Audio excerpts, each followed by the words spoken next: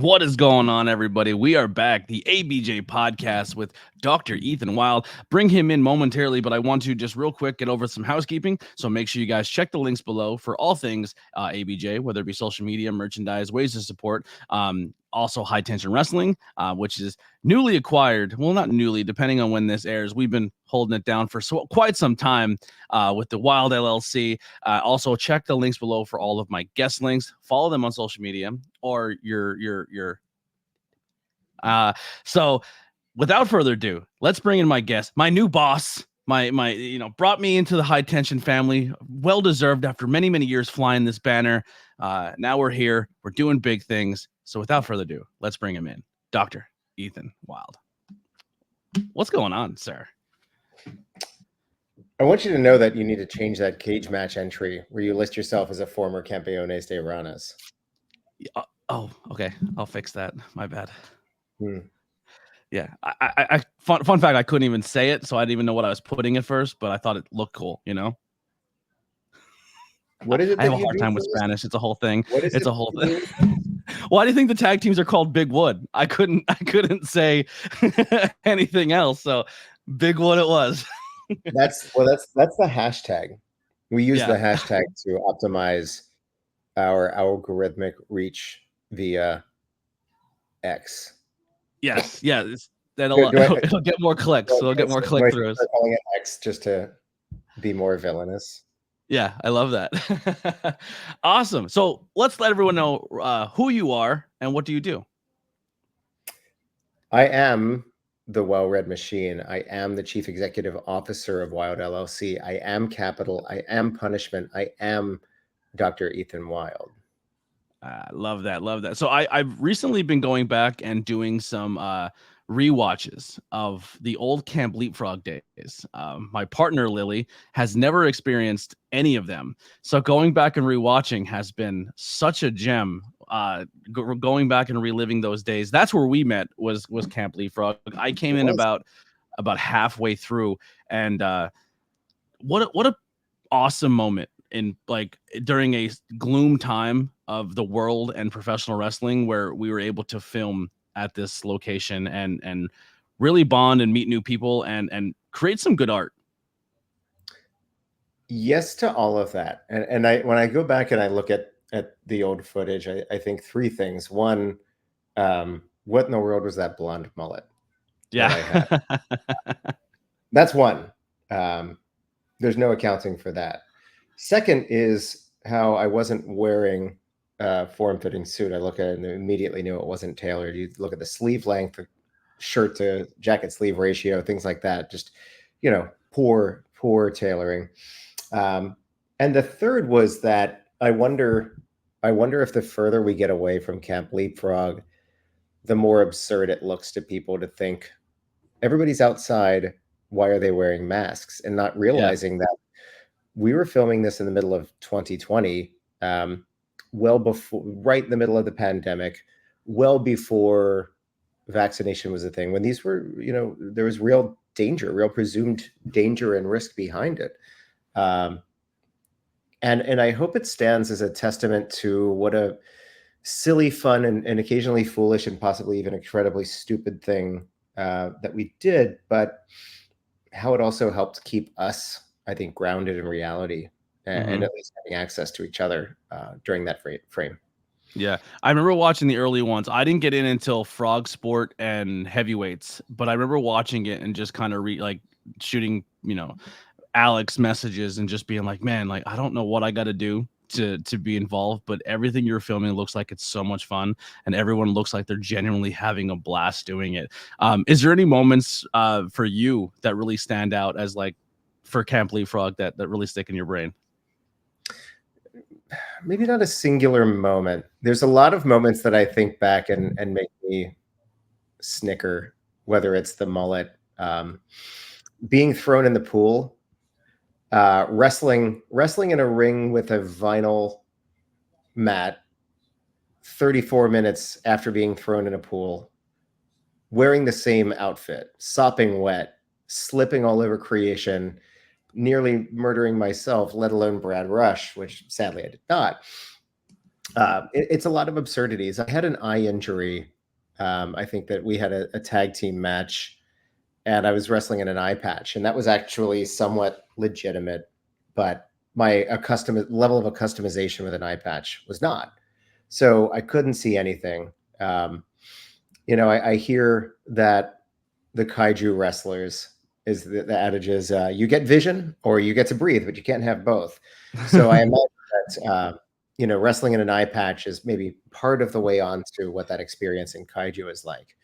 But I think at the risk of sounding too maudlin, finding myself, finding the identity of Ethan Wilde, getting to experiment. The downside is that you're really just surrounded by your peers. So you're not testing out these waters in front of a crowd that they're not clapping for you because they like you, or they're not clapping for you because you've trained with them for ages and they're just thrilled to see you come out of your shell.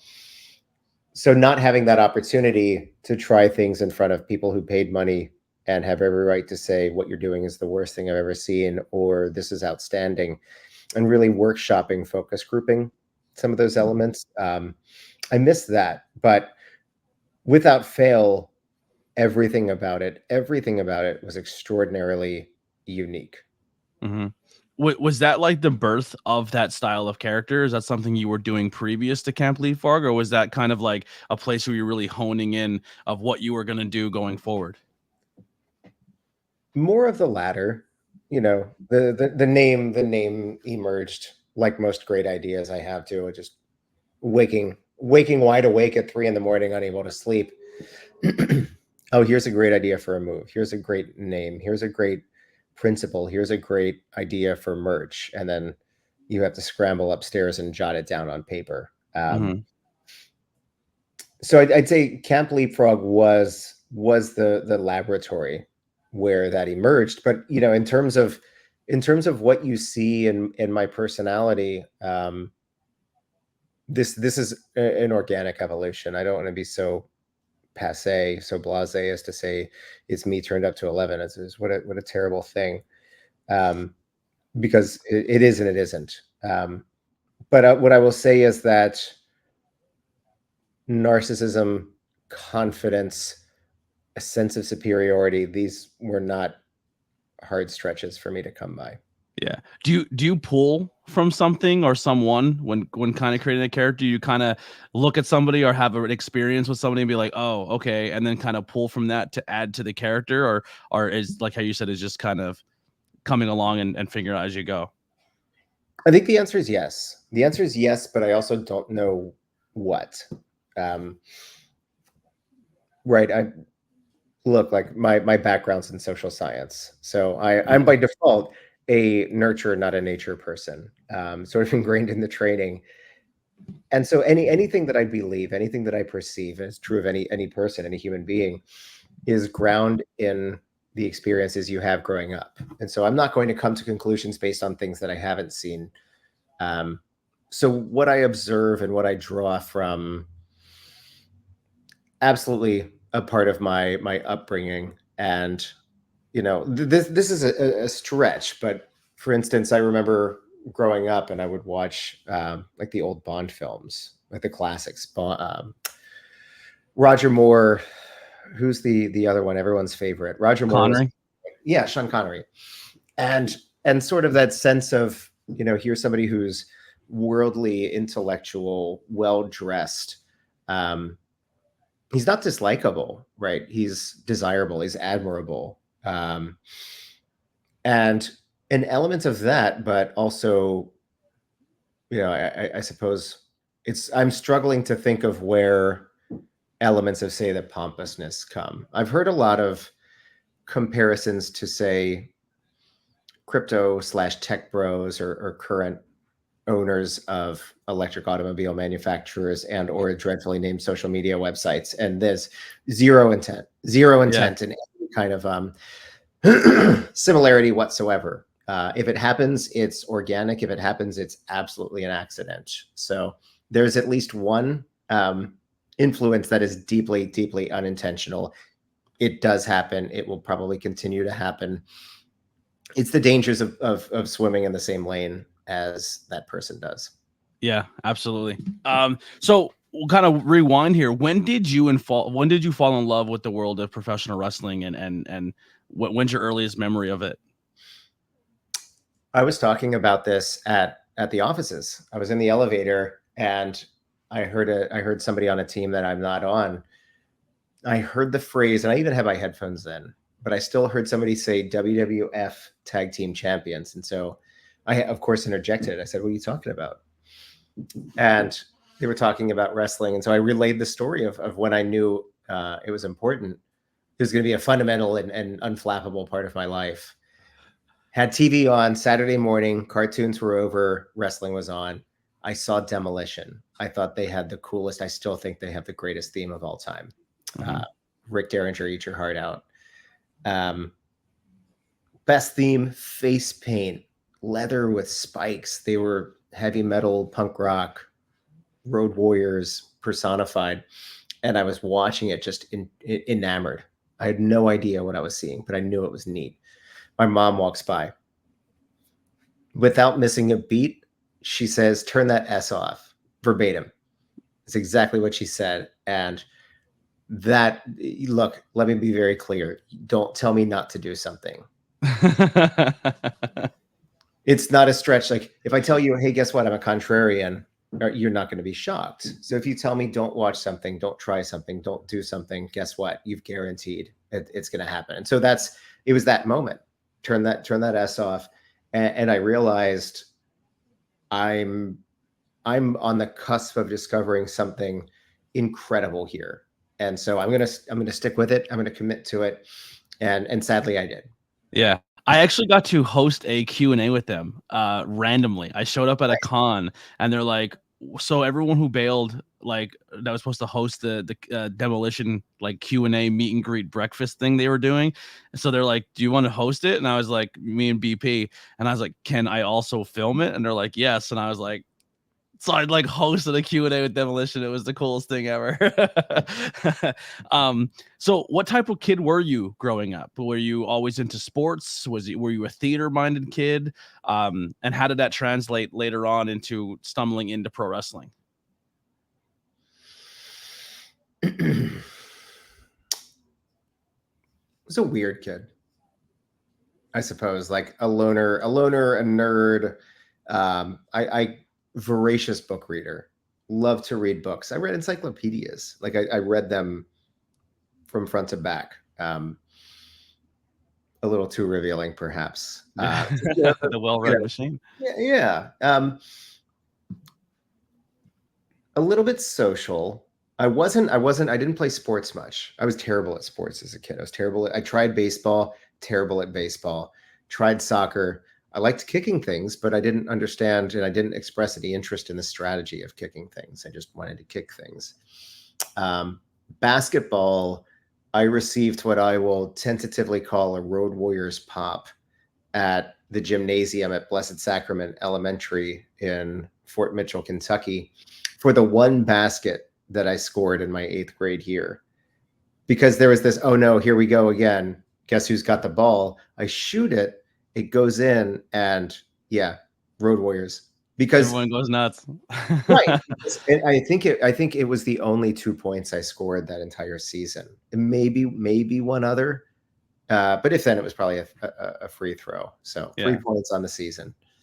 Me and Ben Simmons. So not an athlete, a reader, a video gamer, a wrestling watcher. I suppose I stuck to myself, at least like as a young child. Create your own worlds, entertain yourself. You get accustomed to these things. And I suppose long-term, I consider myself a fairly strong idea person, particularly if it's for other people. So, and you can ask my colleagues that I'm very good at coming up with great ideas for them. Whether or not they try them, that's on them. Yeah. So that's a little bit, I think, of who I was as a child. I love that. Now, yeah, I wish I would have, if I played a lot of sports, but now my body's paying for it. I wish I would have been more of a theater kid or a performing arts kid, or dove more into the arts. Cause like now doing promos or playing a character, or, you know, like I got to enter the ring and do something that I never thought I'd ever do. But I was just like, oh, that was kind of fun, immersing yourself into something and being something that's you but not you, if that makes sense. And I was like, it was kind of a rush. Like it's like when I first got into commentary, I was like, I'm not going to play a character. I'm just going to be me on commentary because my brand and the podcast, and that's a whole. And then kind of stepping away from that and then playing more of the heel commentary or being a little mean here and there. Like it's fun. I'm really, really enjoying it. I kind of wish I would have tried more theater and production. Mr. BJ, are you patting yourself on the back for helping us lose the Campeones de Ramos? Yeah, I did kind of bail on you, so that's on me. That's on me. But I set up a great distraction, you know. But they're monsters. They're tough. They're tough guys. I'm not trained. I was in jeans. You know what I mean? I didn't know where my hat went. Someone threw it. It was a whole thing. There might have been 7 of you, but it was truly a handicap match in Travis and Max's favor. Yeah, Kingsglaive, whatever. Kingsglaive. Yeah, they're scary. They're very scary. Final Fantasy oddities. They're named after. So when did you start to pursue your industry, and how did you go about finding the school and taking that leap? Purely by circumstance. I remember it was an incredibly busy. I know that before we hopped on this podcast, we were chatting, and I talked about how I've had an incredibly busy week and can scarcely remember what day it is. I had a very busy week, I think 7 or so years ago.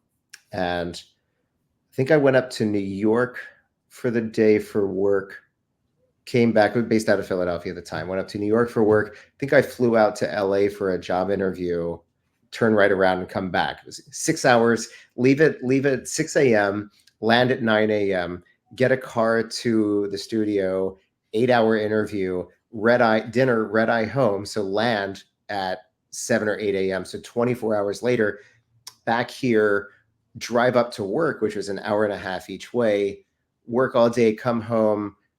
And then the Jake the Snake biopic was playing at the Ritz in Center City, Philadelphia. I went by myself and very cognizant of the sadness, the malaise, the ennui of being an adult going to a movie by yourself about wrestling. And I grabbed a random seat. Place was packed. So Jake the Snake was going to be there. Diamond Dallas Page was going to be there. Scott Hall was going to be there. Scott Hall, Demolition opened the door and made sure I stuck around. Scott Hall was what I thought was the coolest human being of all time. Razor Ramon, even catching a glimpse of the Diamond Stud with his breakaway overalls and his Dwayne Wade. Was that a different road character? Scott Hall was the coolest. And there was no way I was going to miss this in person. So I sit in a random seat and I look to my left and I'm sitting next to Zia Hilty. I don't know if you know Zia. She's a longtime independent wrestling photographer, Ring of Honor, Chikara, many, many others. And she's sitting next to her friend, Bryce Remsburg. And I know Zia at this time through being involved in roller derby. At this point, I think I'd been involved in the roller derby scene. I can skate really well, by the way, for 11 or 12 years. And so as a referee. And so Zia looks to her left and sees a wrestling referee and looks to her right and says, the roller derby referee. And she says, Bryce, this is my friend. This is Bryce. And clearly you have referee things to talk about, which a little preposterous on the surface for a host of reasons. But we did, chat very amicably. And he pointed out that the Wrestle Factory up the street had a free session, 2 hours, just sign up and show up. And I had been to dozens of independent wrestling shows, and I've never once as much as put my hand on the ring. In my mind, that's a show of respect. Yeah. That's where wrestlers belong. And I don't touch that unless I'm a wrestler. So I never did. And I thought, well, maybe I'll get to. right? And there's that degree of knowing. And once you open Pandora's box, you can't unknow the feel, the bounce, all the nuances and intricacies of a ring. So that's really what happened. Is Zia connected me with Bryce. Bryce invited me up to the Wrestle Factory. I tumbled around. Fire Ant put us to work, and I went home a sweaty mess. And I said, I'm going to try this out more. Now, were you going to do the wrestling aspect, or were you going to possibly just carry on and being a professional wrestling ref? I didn't have a particular goal at that point. I think I started a little bit later in life than the average bear, but like a little DDP here. Yeah, very much so. Nicer teeth. Yeah, but one fewer, but the ones I have are nicer. Yeah. I didn't have a goal. I think I just wanted to know, and that's I think going back to, you asked sort of what kind of child was I like. Curious, right? That explains voracious reading. That explains creating worlds in your own mind, playing games, just learning, exploring, being told not to look into something, and then feeling this desire in your heart that says, no, I have to know. Curiosity. So it was really just curiosity. And the curiosity just kept me pushing. At the time, I just thought, I just want to understand the mechanics of it, the performance of it. And it never quite got away. Yeah, you got the bug. Now, if this is too personal, we can skeet around this one, but obviously Leapfrog was a point for people at not just a pandemic tough time, in the world a tough time, but it was a place where a lot of this talent was from a home. And without going into the circumstances, that home was then kind of taken away. It was a moment where you guys all had a sense of community, a place where you guys bonded, and then it was kind of gone, and then uncertainty was there, because I mean, kind of experienced it a little bit later on myself when it came to like putting your trust and faith into people, and those people kind of letting you down, and they're no longer around, and it's almost like losing a family member, or someone that like you put a lot of stake into, or someone like you looked up to, and then they just completely are looked at differently after. How was it navigating that, at that place, and then kind of carrying on post that into Camp Leapfrog? That didn't affect me at all. So Okay. I left the Wrestle Factory a year and a half before any of that happened. Oh, okay. I'd been training there for a very long time. I'd seen people who started training after me who would get moved into, say, show ready positions, and I would justify it in my mind by looking at their skills. I mean, we're talking about incredibly talented people that I would never want to discredit. Incredibly talented people, lots of skills. They're of a body type. Their wrestling prowess is existing. So existing skill set, unique value proposition, and they had it. So they would start training after me, and I would see them on shows, and I would think, okay, that checks out. There's only so much of that I was able to tolerate. And there was a moment where I realized that some people, plural, who I had no respect for as performers, as trainees, as individuals, were getting moved into shows, and that was when I saw the writing on the wall. So one of the nicknames that I had toyed around for myself was the true adult of professional wrestling. I'm a deeply responsible person. I was helped out on the Chikara crew for a number of years.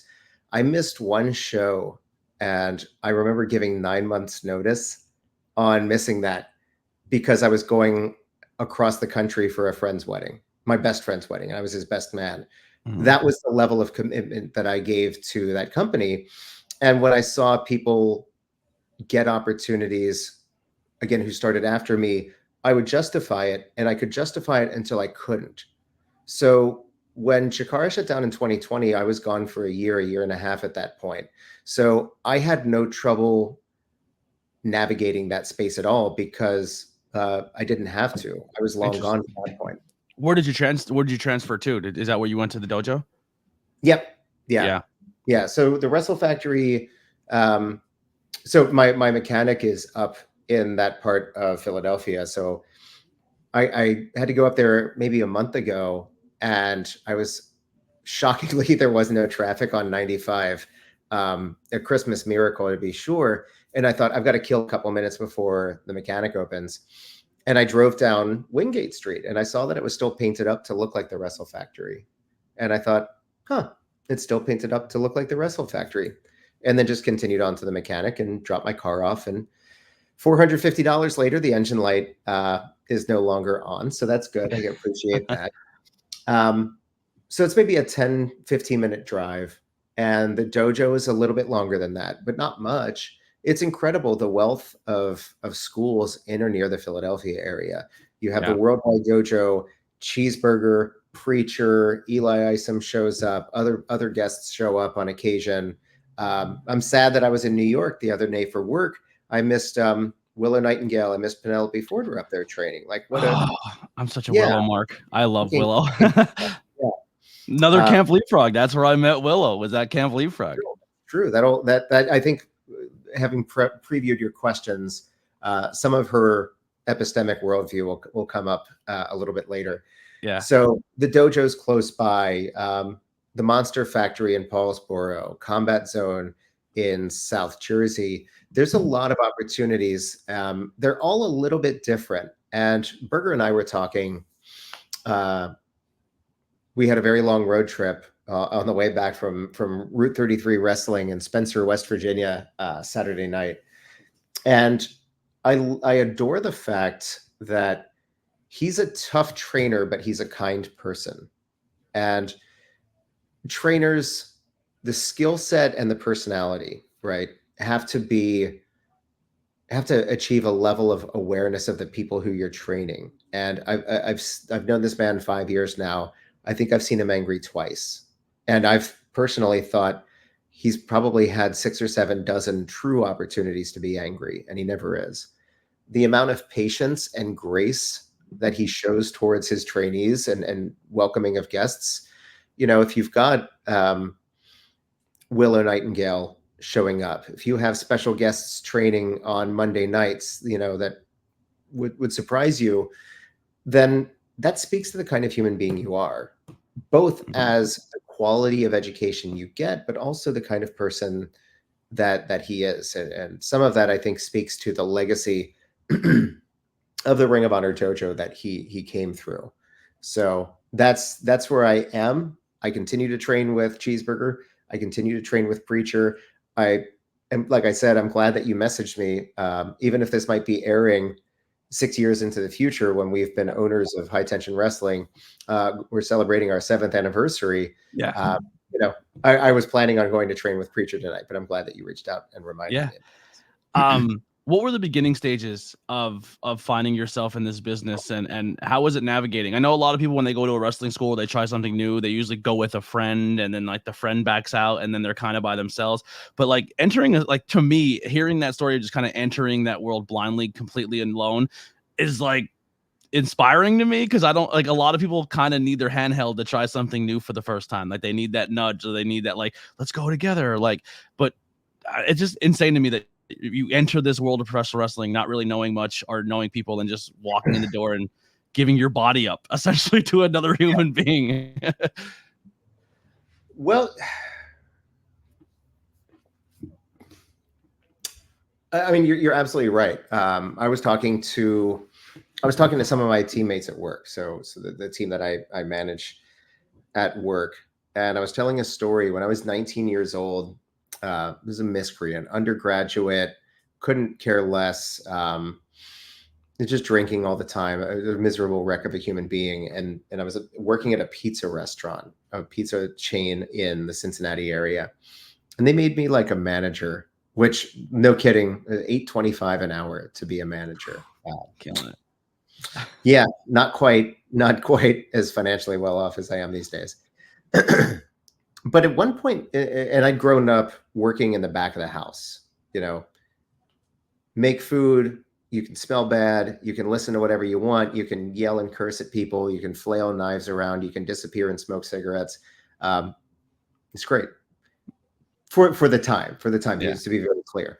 Um, and now all of a sudden I have to dress well, and they're trying to like get me out into the dining room, and I like taking your cat to the vet clung to this barrier, and they're trying to drag me out to talk to customers and say like, hey, how was everything tonight? Is there anything I can do for you?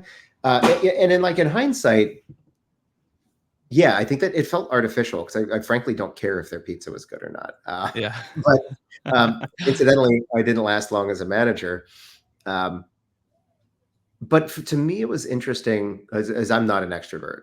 I can present as one, absolutely, but I'm not. Extroversion drains my batteries, but I can do it. And I think the philosophy is, I've got to be my biggest advocate. I've got to be my biggest fan. I've got one life. I'm going to go experience it. I talked to a friend years ago. I went to a show, and I remember her asking, "You mean you went by yourself to a concert?" And I thought, yeah. I saw The Exploited last night. Something like teenage me would have thought was the coolest thing ever. That they're still touring in 2024. But I don't know that they've been in Philadelphia. They show up in the States like once every 5 or 7 years. Their singer's 67 years old. I drove to Harrisburg sometime last year and saw the band Fear. The singer's 74 years old. Something to be said about, people in their late 60s, early 70s still singing the same sort of anti-systemic punk anthems of their adulthood. An irony that I would just leave untouched and proceed. Really, I saw Tony Deppen at that Fear show. But why would I cheat myself out of life because I don't have somebody else to hold hands with? Yeah. It's a good point. I think more people should try that. It's liberating. It's very it strengthens you as a person, just to kind of like self reflect and kind of be by yourself. Like when I went through what I went through in my life, and I had to be by myself, and I was, once again, I'm very introverted but present extroverted, and I kind of need that extrovertedness to do what I have to do. But it's when I had to kind of shut the door and go away for a couple months, like just sitting on my own thoughts and reestablishing who I am, like, was very healthy for me. That's superb. I mean, Yeah. your personal health, your personal sense of well-being, to pull Maslow's hierarchy of needs, your ability to self-actualize is essential. Yeah, totally. What were some setbacks or adversities you have overcome so far in your career? Two physical and one quasi-psychological, but I feel like that's a cop-out. Physical, I had a hand injury, and I tore a tendon in my left hand in training, early 2018. Hop out of the ring, drop down, grab the bottom rope, pull yourself in, simple, front roll. Really easy exercise, had done it hundreds of times. Bandera out, drop down. As I dropped down, I grabbed the bottom rope, and I missed it with all except for my left ring finger, which you see like cannot bend at all now. All of my weight pulled against that finger like a fulcrum, and it caused the tendon to just rip off the bone. They had to sew it back in place, which it was funny. I had a button on my fingernail, like they sewed through the finger. And for a 2-week period, I had a button. But that was like an 8-month recovery for something seemingly very innocuous. Was that something right away you knew you were in trouble? Like, I'm No, yes, but it was the wrong thing. I thought it's like a finger. Like, you're like, I'll be fine. Just keep moving. Like, I thought I broke my tailbone, because in the process of dropping down and falling back, this was not a pony ring. It was a full height ring. So I fell from that full height, essentially through my butt onto the concrete, because there was no padding down. I thought I really screwed up my hip, my tailbone, something like that. Had a nasty hematoma, but nothing abnormal. It was really the finger set me back a number of months. I couldn't grab anything. Obviously, I had to have surgery. And then I came back.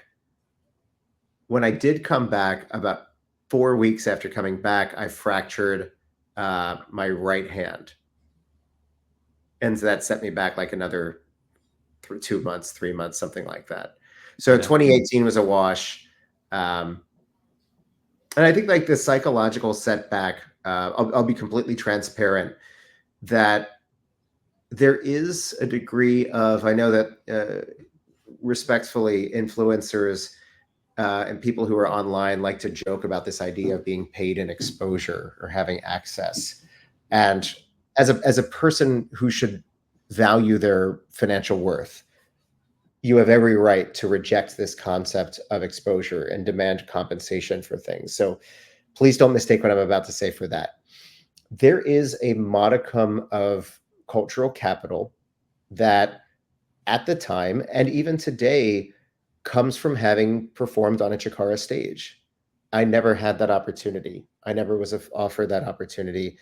And again, in full transparency, I believe I've had to work that much harder to try to establish myself, to try to develop gravitas and credibility amongst wrestling fans, because I didn't get that cultural capital to carry with me. And that might be considered controversial or disagreeable by some of my colleagues who went through that system. But, you know, honestly, if they want to disagree with me, that's their right to do so.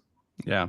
No, I totally get that. Now, when you go through an injury and you're kind of, you go through something like that, and you're also in like more of the corporate world, doing pretty well for yourself, right?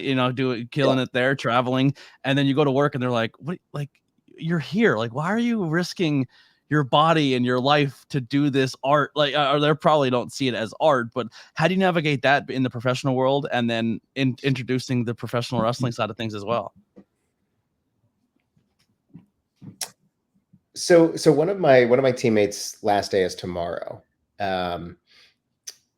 They're a co-op, so they come from a university. They're not graduated. It's not a full-time position.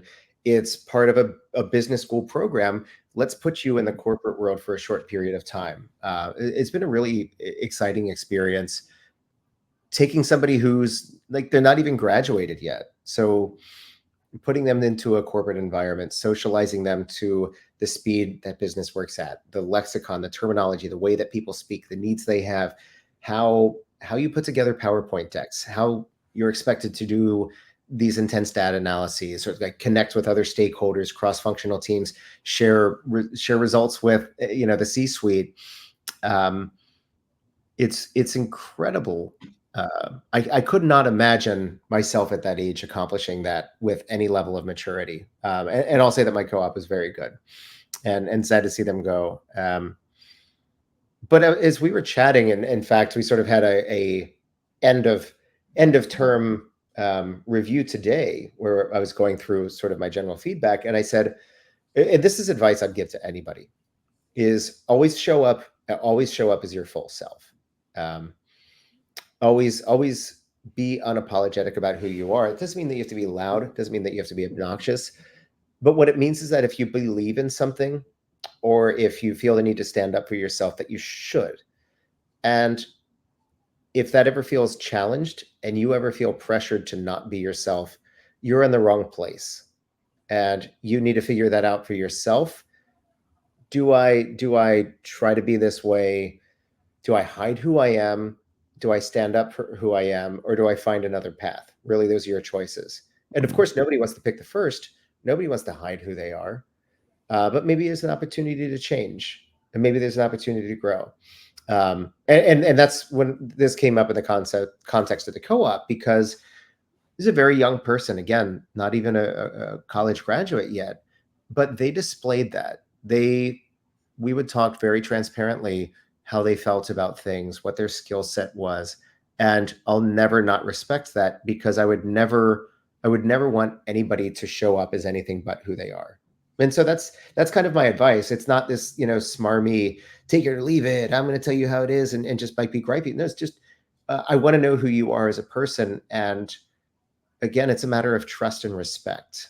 If I share that with you, it's because I trust and respect you. If you want to know more about it, great. If you don't want to know more about it, great. I'm not going to force it on you, but I'm not going to shy away from who I am. Yeah. If I had a mask, it would be very different. Yeah.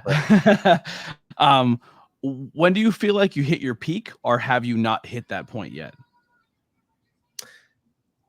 I'm alive and physically capable of this.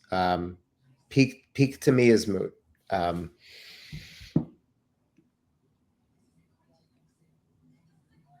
Yeah, I mean, if you want to force it on me, I don't think I've hit it. You know, I don't don't think have, so either. yeah, I don't think I've had like, I don't think I've had a match that I would say you've got to watch this. Yeah. You know, in terms of goals people have, you know, show up on TV, have a dark match, wrestle in Japan. Like people have a lot of the same goals, and and I hope that everybody, except for Travis and Max, achieves all of them. But honestly, my goal is another day that I'm able to do this, and then the day after that, the day after that. I'll going back and rewatching the Can't Believe Frog stuff as well. It put into perspective to me as like also of like when I always like think of it in the moment, right? And I don't like think of the past going forward. And going back and watching what everyone essentially created at Camp Believe Frog, and you were a big focal point in a lot of those stories. Like you were the antagonist for a lot of those stories going forward, and now kind of reclaiming that under high tension and being a focal point in the story as well. Like it's one of those things where if someone goes to a show and they see they were at the show in Philly and they're like, oh, I don't know what happened here, but this whole takeover thing is cool. I'm intrigued. These characters are good. And then they dive back and they go back and rewatch that footage of understanding the character and the build. It's like, it's almost like maybe none of us will ever make WWE or AEW or TV wrestling or be seen by millions. But I feel like if you find that body of work that has been accomplished and where it's going to go continuing, it's a fun story and it's a fun art piece. And like, I'm proud to be a part of it. And I'm proud to like be included into that, because going back and rewatching it really put in perspective of like how much, like, it's a legacy. Like it'll never be taken away from any of us, like, or any of them. Like, yeah, it's fun. It's a lot of fun. And some people are Will Ospreys and some people just tell stories and make moments. And I think you're definitely one of those people that you're very talented in the ring, but that character is so demanding and it's so appealing, and it's just that story that builds and builds and builds and builds, and you're very intelligent to remember those past moments and call back to them and make a fan almost be like, I don't know what he means by that, but now I want to go seek it out. Like when you were kind of in the most recent stuff, like going back and talking about those Camp Believe Frog days, people are like, I don't get, like, if they're listening properly, they will seek out that previous. And it's just fun. It's a lot of fun. It's you know, I'm grateful to hear that. I don't recall the specific moment. I want to say it was in January or February of this year. And I think I was reading some dirt sheets. We all do it. And it was about somebody I consider an acquaintance sort of reaching the tail end of their career, or like being frustrated about not being on television. I don't remember the specific circumstances, but in the moment, it unlocked this concept in my mind where anybody in wrestling in any role can look up and immediately see somebody directly above them in this sort of self-created hierarchy. And they can see somebody that they can think to themselves, why don't I have what that person has? Or many people, they say, why don't I have what that person has? And then you get into that spot and then you look at the person above you, and instead of saying, I made it, I really did it, I achieved it, you look up and you say, well, why don't I have what that person has? And what's psychologically a miserable way to live your life. Yeah. If you're Roman Reigns, if you're Cody Rhodes, if you're MJF, if you're Will Ospreay, then maybe you don't think that way. But frankly, who's to say? I don't think everybody in wrestling thinks that way. I think everybody in wrestling has the opportunity to wallow in their own self-created misery if they allow themselves to do so. And I see that happen an awful lot.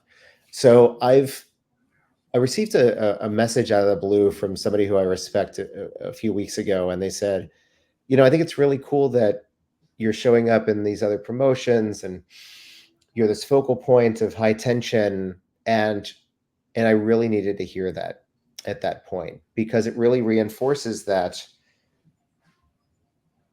perspective I mentioned a moment ago. You can look at other people and be envious of what they have, or you can be grateful for what it is that you have. And I spend my energy trying to live in the space where I'm in the latter. I'm grateful for what I have and actively cultivating that sense of gratuity. Yeah. You look back at like the Goons. The Goons were a stable in professional wrestling that were traveling across promotions and continuing these great storylines and moments and creating a big back catalog of just a bunch of friends creating cool art and doing cool things.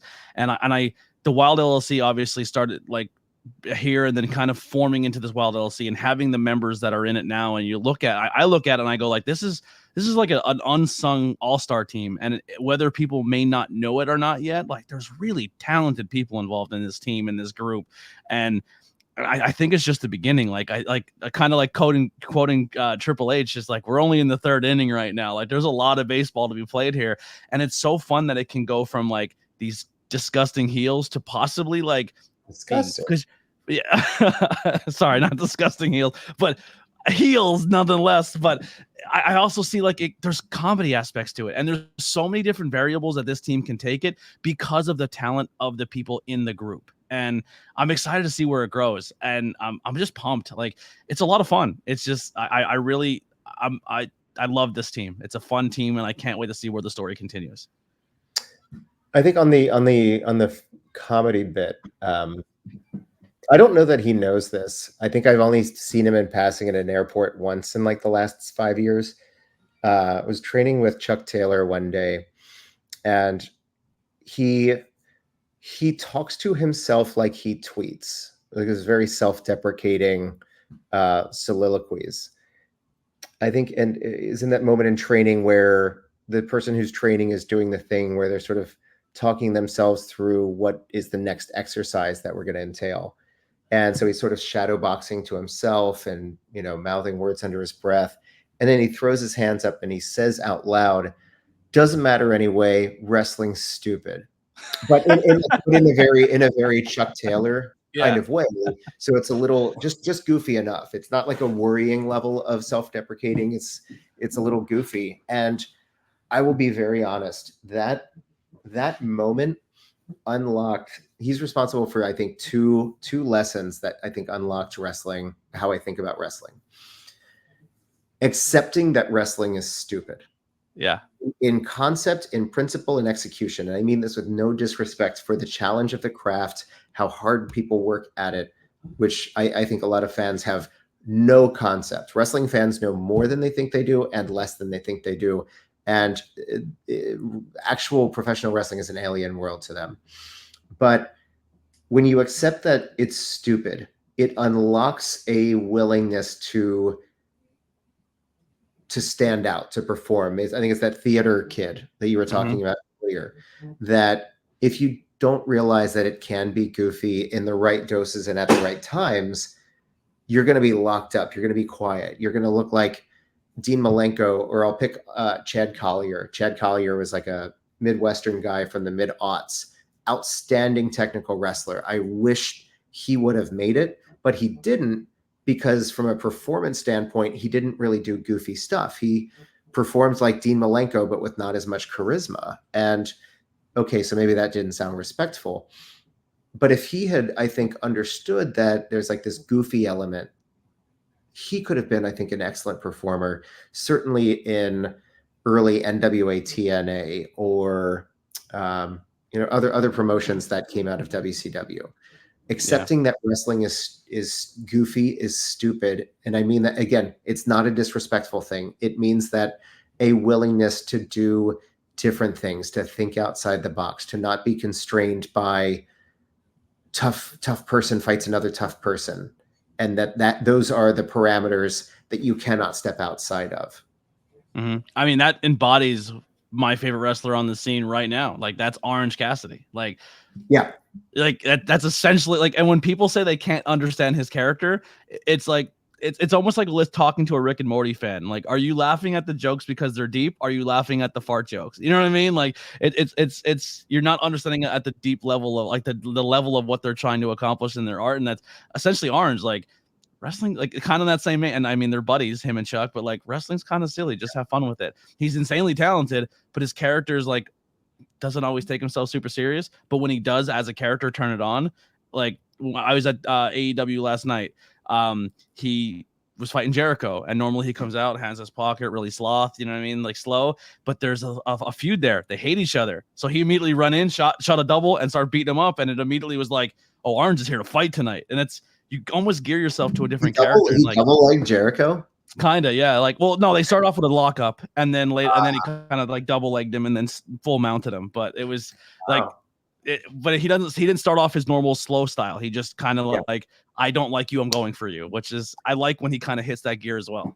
Think about the moments that will stand out to you in 10 years. And if that shot of Wembley Stadium with one whimsy little rocket spiraling limply on top of the arena with this drone shot doesn't stick in your memory relative to the mountain and wall of fireworks that you saw all across the rest of the show, or all across WrestleMania, any episode of television, any premium live event, or like whatever it is that they're calling it these days.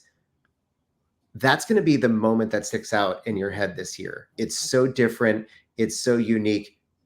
And it's also very stupid. Yeah. I was at the first Wembley Stadium. I went to London for it. And that's incredible. It was so cool because once again, I didn't work with a lot of these people. I just worked with the people they worked with, and kind of hearing the stories from all of you of like, oh, this person inspired me. They helped me so much. And they went from wrestling in the same venues we did to now they're in London. And seeing that scramble match with Orange and Best Friends and Kingston and like they all kind of come and like we're following in the footsteps that they kind of created on the Northeast wrestling scene, and now they're killing it. Like they're like everyone's like, oh, AEW sucks, WWE's way better, but it's like we're the underdogs. They're the punk rock version of pro wrestling. They don't have the WWE funding or money yet. I mean, they kind of do with Tony Khan, but I mean, like they're still starting. But it's these grassroots Northeast guys and girls who are just been grinding this whole time to lay the way for kind of us right now. And just like that, they sold out Wembley Stadium, like one of the most selling wrestling shows of all time. Like I got emotional. I was like, this is crazy. Like I want to touch on fans who actively dislike a company. There's so much pro wrestling. There's 8 hours of AEW content a week. Yep. Probably excluding Ring of Honor, which is also a weekly program. There's another 8 to 10 hours of WWE content a week. Maybe 8 hours and 7 minutes if you consider their silly Twitter show. Tonight, Wrestling Open starts in an hour.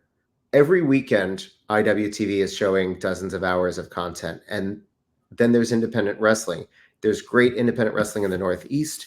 There's great independent wrestling in Florida, in Tennessee, in the West Coast, Portland, Los Angeles, San Francisco. That's just the United States. That's not North America. That's not, I think Cheeseburger is getting ready to go on a European tour. I met Cheeseburger for drinks in Rome a year and a half ago because he was there. And I said, where are you? And he was 2 kilometers from the hotel I was staying in. So we hopped on a subway, went down to Gabriele Bonci's Pizzerium, and then went out for drinks afterwards because he was there for wrestling. There's great wrestling everywhere. And I want to get back to the original point. Anybody who's angry about the existence of another wrestling company is just somebody who's addicted to their anger. And I pity somebody who lives actively searching for something to be miserable about. Yeah. So who are some influences or role models that you have in this industry, whether it's professional wrestling wise, or maybe just people outside of the world of wrestling that you feed from to inspire you or motivate you?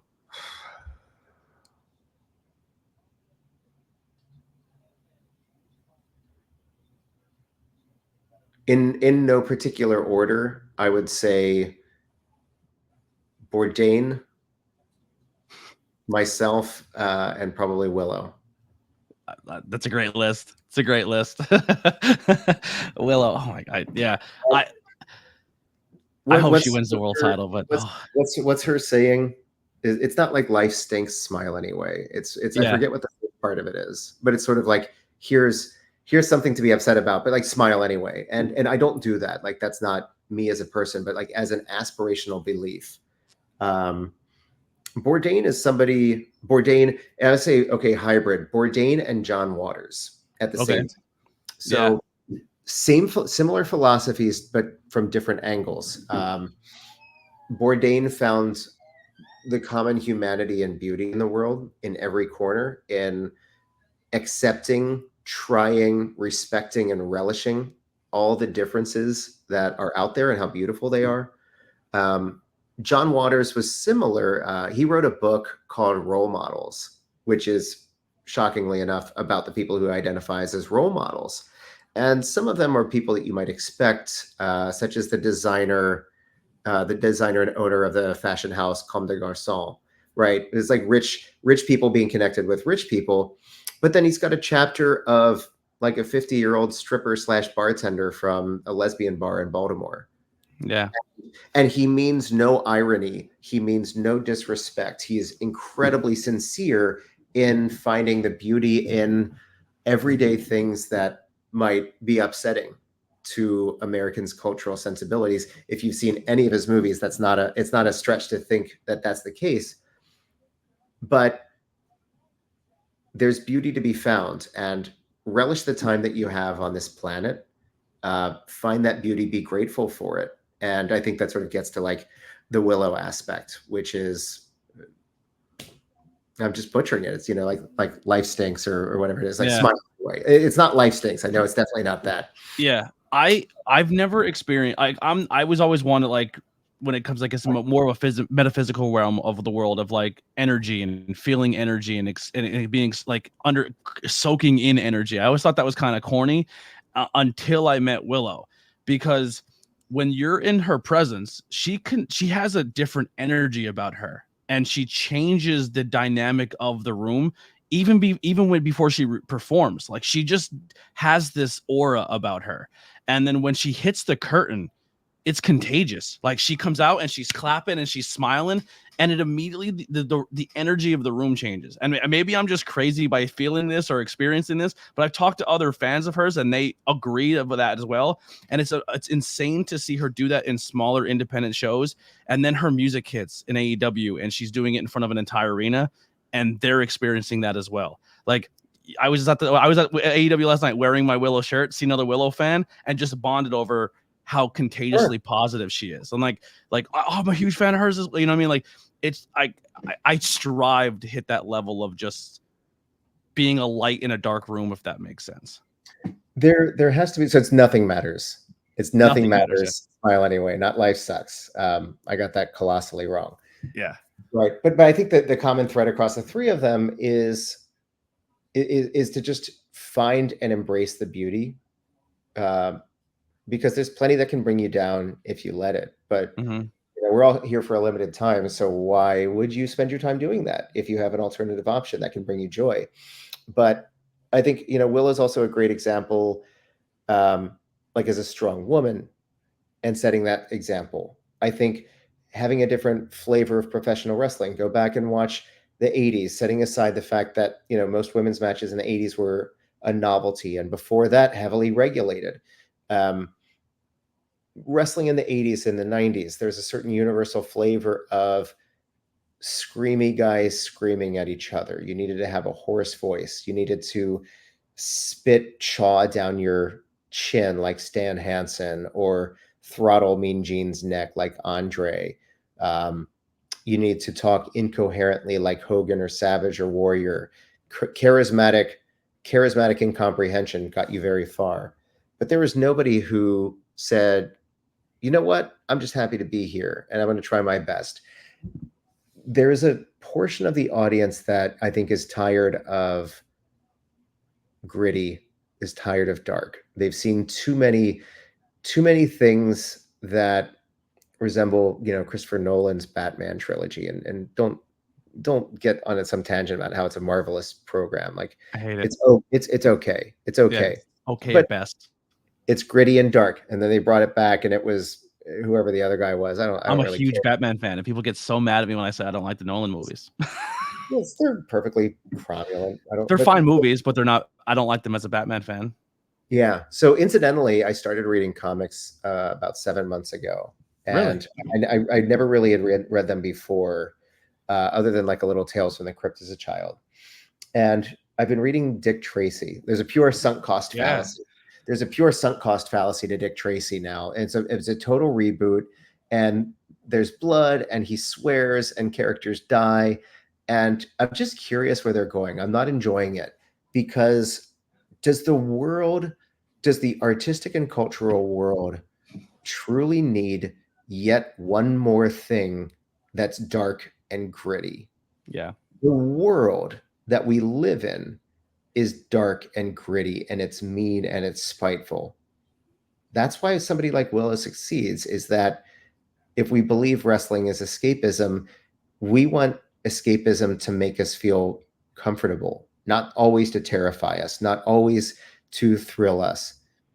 But you know what? Like, even in spite of that, something that is comfortable can also comfort us by fighting like hell, which she did, had one of my favorite matches of the last 4 months with Stat a couple weeks ago.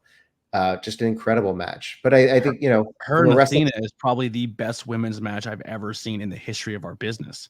When her and Athena main evented the first women's ROH pay-per, yeah, like they were yeah, the first women to main event a pay-per-view. I still think they're two people I love in this industry. I think they're two of the best females in the business, and I think they had the best women's match of all time.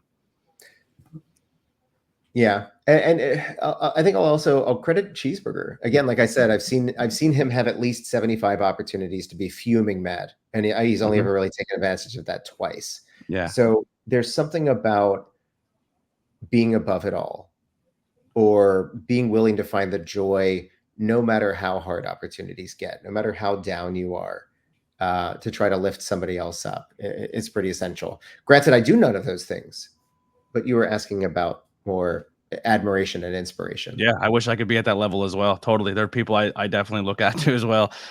What are some goals you have for yourself personally or in your industry?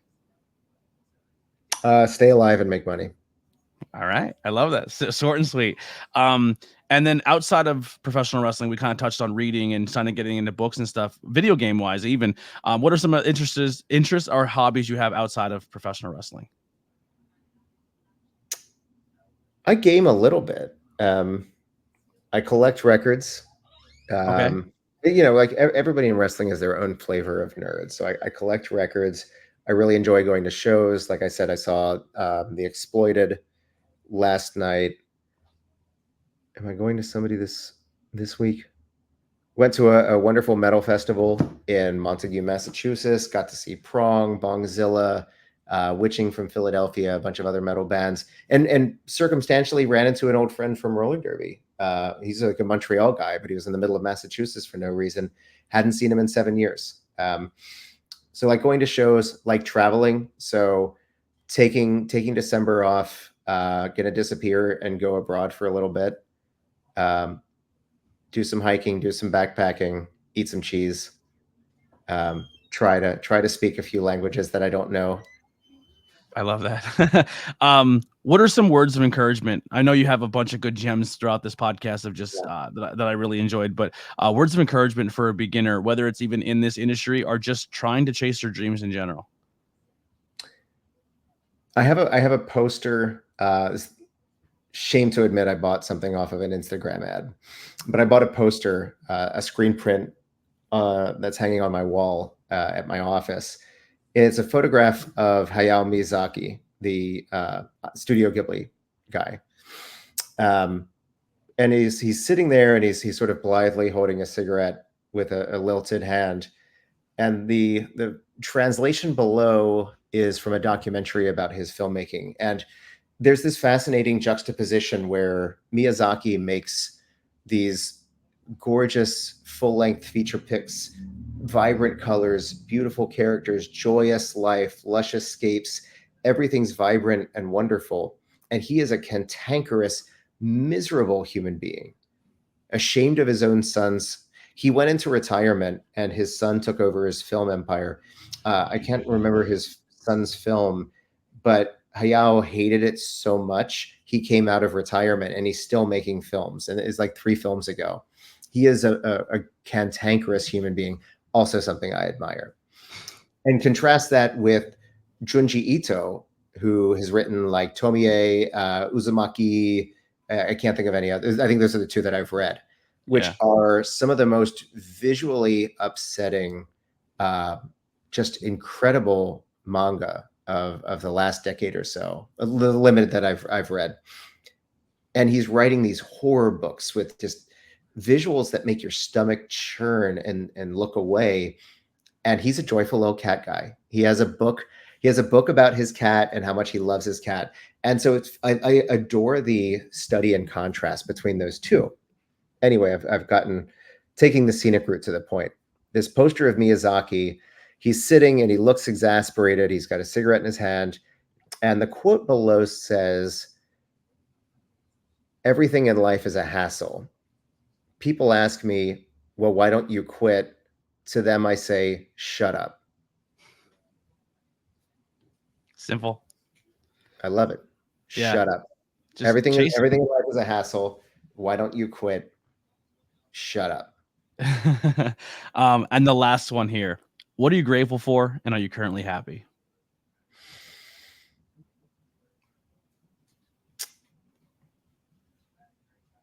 I'm struggling for an answer because I don't want to give you like a boring, typical one, but I think existence, right? I am free in this sense that, and Berger and I were talking about this on the car ride. Like, I wrestle without the pressure of, say, worrying about, say, how our bill is going to get paid. This will never be a full-time career for a host of reasons. Some obvious and some less so. But I'm free to choose what I want, when I want, and how I want. I'm grateful for the people that I know. I'm grateful for the family that I have. I'm grateful for the support systems that I have. I'm grateful for the LLC. So I think that's, a lot of things. I'm grateful for not having any bookings this weekend because I probably put upwards of 50 hours in cars just on weekends across August and September. My back is crying out in pain from just sitting in a car for so long. So I'm going to clean the house really well. It deserves it. Maybe go to the art museum and find like a really great restaurant in Center City. Like, I'm grateful for, Royal Izakaya. I think that's where we'll go. So I'm grateful for the fact that every day I get to choose my own path and I have the freedom, the autonomy to, with no stress, choose exactly what I want. And I wish everybody could experience that degree of autonomy in adulthood. Again, except for Travis and Max. Of course, yeah. My chest is still, yeah. Thank you so much for your time. We went a little longer than expected, but it was a beautiful conversation. Going back to you said about your role models, inspirations, and just finding the beauty and pureness of the small things in life to have a larger scale of. It's essentially what I do on this podcast. Like, I enjoy hearing people's conversations. I hear learning about people and what makes them tick, and it motivates me. Like, I go through these days where I'm so damn depressed that I want to get to bed, and then I record one of these podcasts, and then after I'm done, I feel like I'm rejuvenated. Like, I just got like, it's such an adrenaline rush of just like, oh, and then everyone like, oh, this is the art I like, or this is the person I'm into, and then I deep dive that, and it just, I don't know, I love it, and I really appreciate it, and thank you once again for a great conversation. Thank you for bringing me into High Tension, for a commentary job of a place I've always wanted to sit behind the desk for a very, very long time, and I appreciate you just kind of giving me that spark today. It means a lot. Everyone, please go and check out the links below for merch pages and how to support and follow on social media. Anything else you want to plug to get out there before we leave? I will plug. So, like I said, I will be vacationing in December, but I am looking to schedule some November 2024. Well, depending on when this gets out, this might be moot. November 2024, early 2025 dates. Again, take everything I just said with a grain of salt. I'm always likely to give a promotion a chance. And I expect that if you give me a chance, you will not be disappointed. Love that. Well, listen, if I'm on commentary and I can extend the offer of what you offered me, I'll definitely put your name into more promotions. And if more people hear that, they should be booking you and doing some awesome stuff. Yeah. All right. Well, that'll do it for the ABJ podcast. Thank you all so much for hanging out. We'll see you next time. Here's some music by the Converse Kid.